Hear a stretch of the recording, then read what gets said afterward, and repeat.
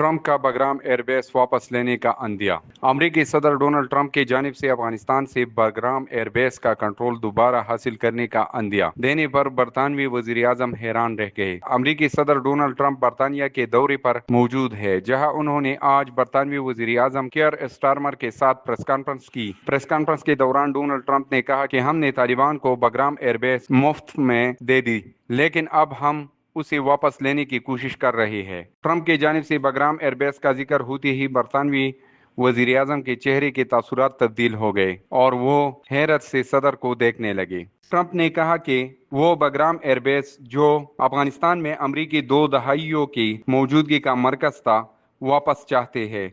उन्होंने कहा कि हम उसे वापस लेने की कोशिश कर रहे हैं क्योंकि उन्हें हमसी चीजें दरकार है और हम वो बेस वापस चाहते हैं। इस बेस को वापस लेने की एक वजह यह है कि ये उस जगह से 1 घंटे के फासले पर है जहां चीन अपने एटमी हथियार बना रहे हैं।